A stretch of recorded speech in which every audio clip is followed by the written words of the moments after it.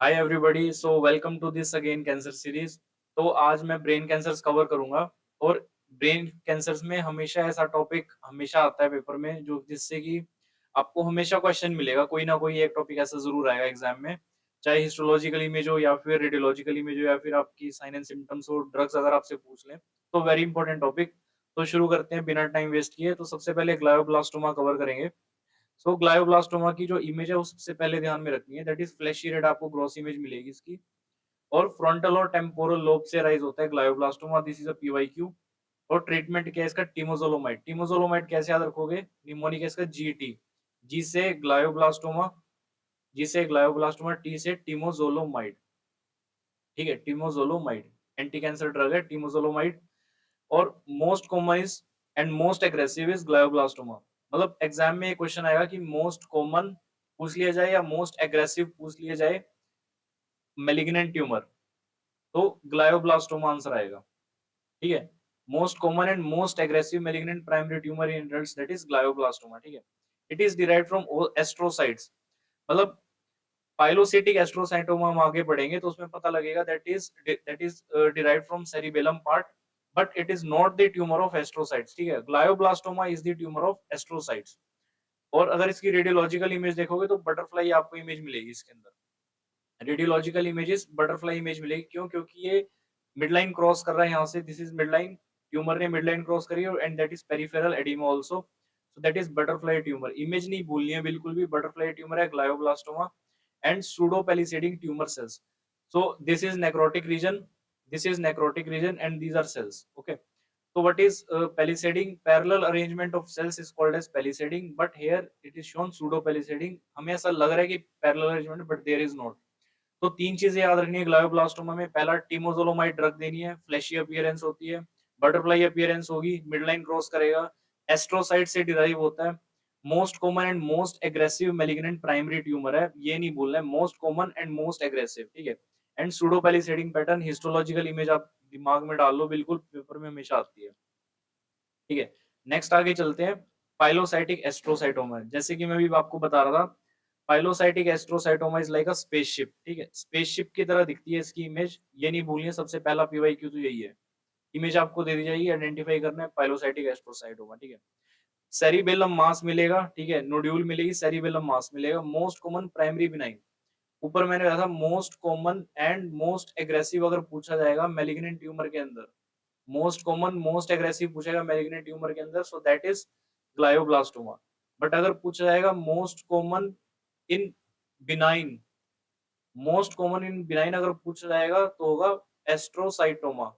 ठीक है, और this is in adults. Adults के अंदर अगर पूछा जाएगा तो ग्लायोब्लास्टोमा, बच्चों के अंदर अगर पूछा जाएगा तो एस्ट्रोसाइटोमा। क्यों? क्योंकि जो बच्चे होते हैं वो तारों की तरफ सबसे ज्यादा देखते हैं जब छोटे होते हैं। तो pilocytic astrocytoma is in children, glioblastoma is in adults. ठीक है, ऐसे भी याद रख सकते हो ग्लायोब्लास्टोमा है, ठीक है, ग्लायोब्लास्टोमा है तो एडल्ट सबसे ज्यादा गाली देते हैं, एडल्ट सबसे ज्यादा गाली देते हैं, तो इसलिए ग्लायोब्लास्टोमा मिलेगा एडल्ट्स के अंदर, एस्ट्रोसाइटोमा चिल्ड्रन के अंदर। बाइपोलर हेयर लाइक सेल्स, तो जो पाइलो वर्ड होता है दैट इज फॉर हेयर्स। ठीक है, pilo word is for hairs. तो बाइपोलर हेयर लाइक सेल्स किसमें मिलेंगे? पाइलोसाइटिक एस्ट्रोसाइटोमा में। हिस्टोलॉजिकल इमेज नहीं भूलनी है। Next, moving on to meningioma. तो मेनिंजियोमा इज वेरी इंपॉर्टेंट।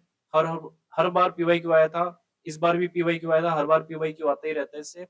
सो सबसे पहली जो बात है मेनिंजियोमा की, that is associated with neurofibromatosis 2, that is chromosome number 22। इसको कैसे याद रखोगे? न्यूरोफाइब्रोमेटोसिस 2 सेकंड है ऑब्वियसली, तो इसके अंदर क्या आएगा? तो न्यूरोफाइब्रोमेटोसिस 2 के अंदर क्या आएगा? 22। ठीक है, 2 से उसको 2 डबल कर दोगे तो न्यूरोफाइब्रोमेटोसिस 22 बन जाएगा। क्रोमोसोम।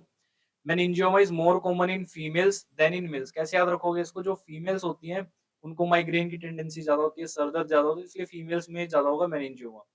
और एडल्ट्स के अंदर ज्यादा होगा more than children, this is not so important, but female is more than male, that is important. MRI पे ड्यूरल टेल साइन मिलेगा, that is very, this is dural tail sign. MRI पे जो ड्यूरल tail sign होगा इस तरह से मिलेगा, या फिर आप उसको हॉरिजॉन्टली ऐसे बना सकते हो, this is dural tail sign, ऐसा करके मिलेगा। और सामोमा बॉडीज वेरी क्लासिकल है, सामोमा बॉडीज। और भी अलग अलग ट्यूमर्स होते हैं जिनमें सामोमा बॉडीज मिलती हैं, मेरे को कमेंट्स में बताना किस किस में सामोमा बॉडीज मिलेंगी, like serous cystadenoma of ovary, या फिर किस जितने भी कैंसर्स हैं, ठीक है, पैराथायरॉइड से रिलेटेड है अगर, या फिर कैल्सिटोनिन से किससे रिलेटेड है, जहाँ पर मेडुलरी है, मेडुलरी कार्सिनोमा ऑफ थायराइड है, वहां पर सामोमा बॉडीज मिलती है। ऐसे कौन कौन से ट्यूमर्स हैं जहां पर मिलती है, मेरे को कमेंट्स में बताना, ठीक है। So these are psammoma bodies, all these are all psammoma bodies, ठीक है। मेनिंजियोमा वेरी इंपॉर्टेंट है, क्या पढ़ा हमने इसमें, न्यूरोफाइब्रोमेटोसिस 2 से एसोसिएटेड है, chromosome number 22, 22, females is more than male, क्योंकि सर दर्द ज्यादा होगा, ठीक है। और एक और बात इंपॉर्टेंट है यहाँ पे, जो इसमें हिस्टोलॉजी मतलब रेडियोलॉजिकल में मैंने यहाँ पे नहीं बताई हुई, कि जो पिक्चर होगी ना मेनिंजियोमा की, वो पेरिफेरी में मिलेगी हमेशा, पेरिफेरल ट्यूमर होगा मेनिंजियोमा, ठीक है। तो ये ध्यान रखना है, सेंटर में ग्लायोब्लास्टोमा मिलेगा, सेरिबेलर रीजन में पाइलोसाइटिक एस्ट्रोसाइटोमा मिलेगा, मेनिंजियोमा पेरिफेरी में मिलेगा। So now moving forward to craniopharyngioma. Craniopharyngioma, what is craniopharyngioma? It is calcification at sella turcica. It is calcification at sella turcica. And treatment is, क्योंकि क्रेनियोफेरिंजियोमा जो होगा वो क्या करेगा, वो कंप्रेस कर देगा पिट्यूटरी ग्लैंड को, जिसकी वजह से पोस्टीरियर पिट्यूटरी में अगर दिक्कत होगी तो क्या होगा कि वेसोप्रेसिन एंड ऑक्सीटोसिन में दिक्कत आएगी। तो अगर वैसी वेसोप्रेसिन में दिक्कत आएगी तो क्या हो जाएगा, डायबिटीज इंसिपिडस हो जाएगा, वाटर का लॉस होगा बॉडी से। तो उसको प्रिवेंट करने के लिए हमें क्या देना है, सेंट्रल डायबिटीज इंसिपिडस के लिए डेस्मोप्रेसिन पेशेंट को देनी है, सिम्टम्स मैनेज करने के लिए, ठीक है। So this is space occupying lesion arise from Rathke's pouch. This is PYQ Rathke pouch, remnant of, this is remnant of Rathke pouch. Okay, space occupying lesion. Bimodal age, this is not so important, but bitemporal hemianopia, optic chiasma compression, polyuria, these all are symptoms of, this is compression symptom. Bitemporal hemianopia, this is compression symptom, and polyuria, it is also again compression symptom of posterior pituitary, ठीक है। And PYQ में आपको हमेशा एक hint मिल जाएगा, machine oil, ठीक है, machine oil thick brownish yellow fluid, machine oil like consistency मिलती है इसमें फ्लूइड की, जब हम हिस्टोलॉजी में देखते हैं। सो this is very important again, ठीक है। So these were the tumours. अब आगे चलते हैं नेक्स्ट ट्यूमर्स पे, ओलिगोडेंड्रोग्लायोमा एंड मेडुलोब्लास्टोमा। बहुत ज्यादा कंफ्यूजन होगी तो मैं आपको एक बार दोबारा बताता हूँ। Glioblastoma was arising from astrocytes. Glioblastoma was arising from astrocytes. Pilocytic cerebellum, site cerebellum थी, ठीक है। मेनिंजियोमा, मेनिंजेस, ये हमने अभी तक पढ़ लिया, ठीक है। Now oligodendroglioma, again there is glioma, oligodendrocytes, ठीक है, ओलिगोडेंड्रियोसाइट का ट्यूमर है, मेलिग्नेंट है, दिस इज मेलिग्नेंट। ग्लायोब्लास्टोमा क्या था, glioblastoma was malignant, glioblastoma was malignant, and pilocytic astrocytoma was benign. Pilocytic astrocytoma benign था, ग्लायोब्लास्टोमा मेलिग्नेंट था। Oligodendroglioma again this is malignant. OM, इसको ओम से याद रख लेना, OM is the mnemonic. So oligodendroglioma is malignant, OM से याद रखना। Most common mutation IDH1 IDH2, frontal lobe calcification over the tumour, so this is oligodendroglioma, ठीक है। ये जो कैल्सिफिकेशन आपको दिख रही है ना, this is calcification in the frontal lobe, ठीक है। एंड हिस्टोलॉजिकल इमेज जो दिखेगी आपको बिल्कुल ऐसे फ्राइड एग अपीयरेंस मिलेगी, this is fried egg appearance मिलेगी। कमेंट्स में आपको मेरे को बताना है कि फ्राइड एग अपीयरेंस और कौन कौन सी डिसीजेज में मिलती है, चाहे सर्जरी से रिलेटेड हो या फिर ऑब्जन गाइनी से रिलेटेड हो, ठीक है, और पैथोलॉजी से रिलेटेड हो, माइक्रोबायोलॉजी से रिलेटेड हो, फ्राइड एग अपीयरेंस कहाँ कहाँ पर मिलती है, ठीक है। और फ्राइड एग माइक्रोबायोलॉजी में 2 पॉइंट्स आएंगे जहां पे फ्राइड एग अपीयरेंस मिलती है। बैक्टीरियोलॉजी के अंदर इतना हिंट मैंने आपको दिया, सारा आपको मुझे कमेंट्स में बताना है। So there is fried egg appearance, why fried egg appearance, क्योंकि दीज आर सेल्स, और इसके अराउंड अब मिलेगा halo, this is halo, these are cells like fried egg, okay. Medulloblastoma, oligodendroglioma clear है, ओलिगोडेंड्रोसाइट से निकलता है, ओम निमोनिक है, मेलिग्नेंट है, oligodendroglioma, OM O for oligodendroglioma, M for malignant. IDH1 IDH2 की म्यूटेशन है, this is also again a PYQ, ठीक है। एंड फ्राइडे के अपीयरेंस पेरिन्यूक्लियर हेलो हम कर चुके हैं। मेडुलोब्लास्टोमा, अब यहाँ पर तुम्हें ऐसा लगेगा मेडुलोब्लास्टोमा नाम में मेडुला है, ठीक है, तो मेडुला से अराइज होगा, बट नहीं, जो ये मेडुला से अराइज नहीं, this is from cerebellum, cerebellum से अराइज हो रहा है मेडुलोब्लास्टोमा, ठीक है। एंड मेलिग्नेंट ट्यूमर है, again M for medulloblastoma, M for malignant, affects children, mid line posterior fossa mass, Homer Wright. अब इस सारी पॉइंट्स को धीरे धीरे मैं कवर करूंगा, इनको ध्यान से समझना, ठीक है। इनको निमोनिक्स बना बताऊंगा तुम्हें, तो ध्यान से याद करना है तुम्हें। सबसे पहले है एम मेडुलोब्लास्टोमा मेलिग्नेंट, ठीक है, MC, ठीक है, MC यू नो दिस, ये जो वर्ड है MC एवरीवन नोज इट, ठीक है। तो मेडुलोब्लास्टोमा इज इन चिल्ड्रन, क्योंकि बच्चे MC होते हैं, ठीक है। और MRI, फिर क्या मिलेगा, मिड लाइन पोस्टीरियर फोसा मास, क्योंकि मेडुला जो सेरिबेलम से राइज हो रहा है, ठीक है, मेडुलोब्लास्टोमा, तो इसलिए mid line posterior fossa mass मिलेगा। And second is Homer Wright rosettes. अब सबसे पहले रोजिड्स समझते हैं, इसको समझने के लिए ये क्या हो गया, लेट्स स्किप दिस पार्ट, यहाँ पर मैं आपको समझाता हूँ, थोड़ा क्लटर हो गया इधर। या सो रोजिड्स वर्सेस सूडोरोजिड्स, ठीक है, रोजिड्स वर्सेस सूडोरोजिड्स। रोजिड्स क्या होते हैं, there is a central lumen और उसके अराउंड होंगे cells, so this is lumen and these are cells. Pseudorosettes में क्या होगा, देयर इज नो ट्रू, कोई ट्रू ल्यूमन नहीं होगा इसके अंदर, and these are cells, this is not true lumen, कोई ट्रू ल्यूमन नहीं होगा, इजिनोफिलिक या कुछ इस तरह से होगा। सूडोरोजिड्स के अंदर आते हैं MEN, men are fake, men are false, ठीक है, तो men are pseudorosettes. Medulloblastoma, medulloblastoma, ependymoma, ependymomas, neuroblastomas, ठीक है, न्यूरोब्लास्टोमास। और रोजिड्स में क्या मिलेंगे अपने को, रोजिड्स में रहेगा रेटिनोब्लास्टोमा एंड पिनियलोब्लास्टोमा,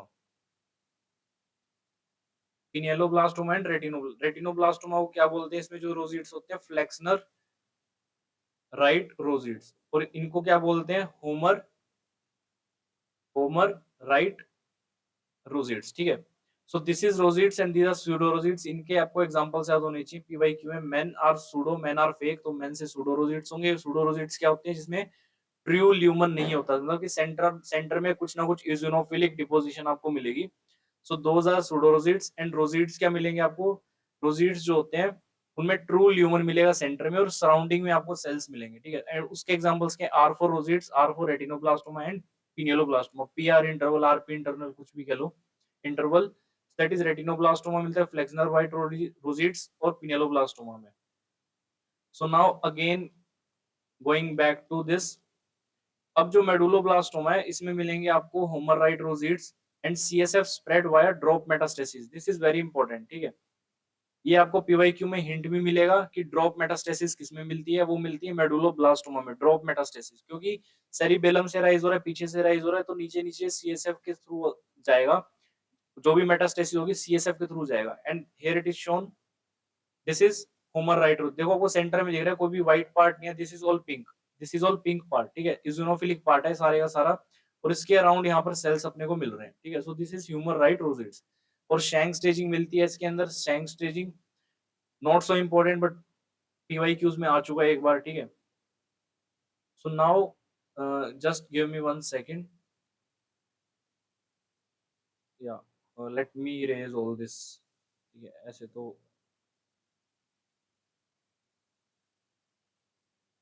अगला जो क्वेश्चन है दैट इज, मतलब अगला जो पॉइंट है that is schwannoma, acoustic, acoustic neuroma भी बोलते हैं इसको।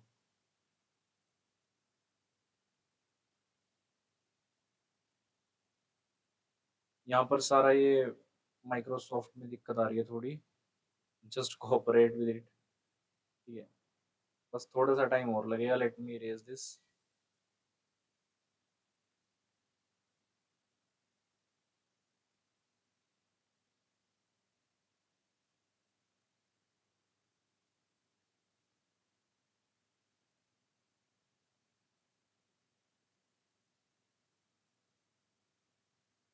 या just let me take the pen. तो अब देखो श्वानोमा देखेंगे, श्वानोमा एक अकोस्टिक न्यूरोमा, ये ENT से भी रिलेटेड है, ENT इंटीग्रेशन है इसमें, this is ENT integration, okay. So let's focus again, come back, focus again. जो श्वानोमा होगा that is called acoustic neuroma, well circumscribed encapsulated mass, मतलब कोन लाइक मास मिलेगा, कोन लाइक मास मिलेगा, एनकैप्सुलेटेड कोन लाइक मास मिलेगा। इसकी तो इमेज ऐसी है, हिस्टोलॉजिकल इमेज भी ऐसी है, और इसकी रेडियोलॉजिकल इमेज की आप देखते ही पहचान जाओगे इसको। So there is cone like mass, so this is cone like mass, ठीक है। And this is benign CP angle that is cerebellopontine angle, ठीक है, सेरिबेलो-पोन्टाइन एंगल पे निकला tumour rising from inferior vestibular nerve, cranial nerve 8, we all know it, ENT में आपने सबने पढ़ा है। अगेन न्यूरोफाइब्रोमाटोसिस 2 जीन, तो न्यूरोफाइब्रोमाटोसिस 2 से क्या-क्या हमने अभी तक देखा?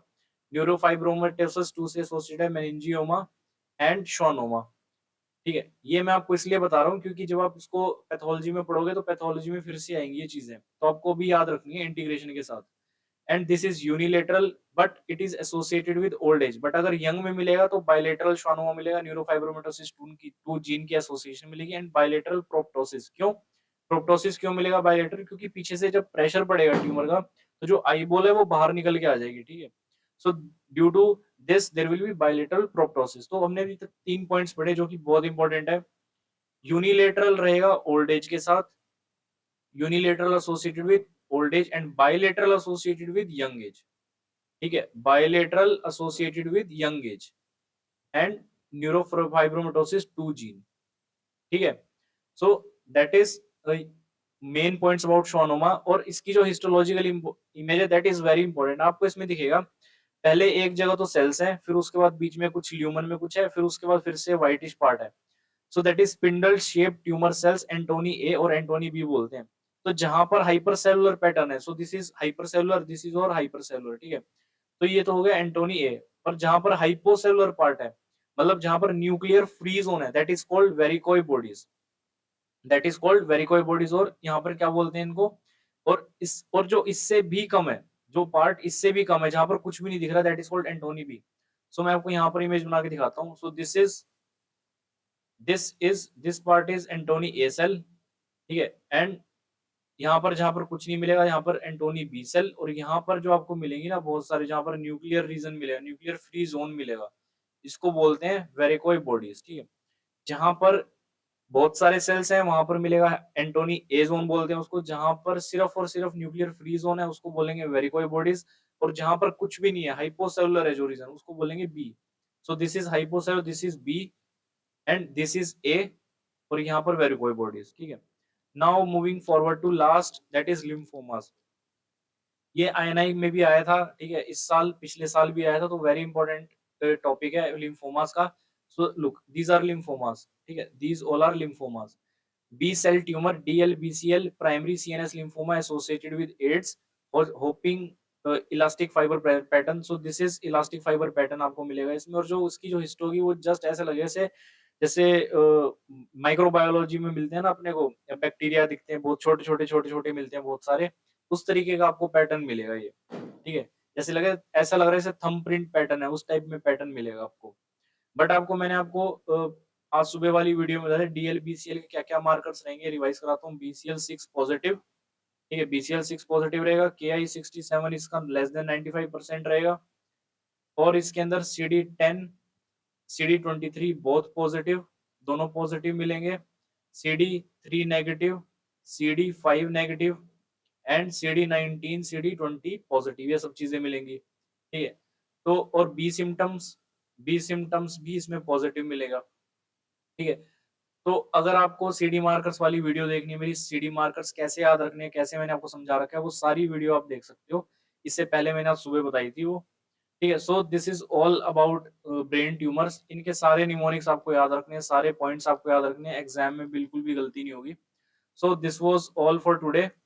और कल नए ट्यूमर के साथ मिलते हैं रात को। Okay, so all the best, keep working hard, keep pushing yourself. ज्यादा टाइम नहीं रहेगा एग्जाम को, बस लगे रहो। Okay, bye bye.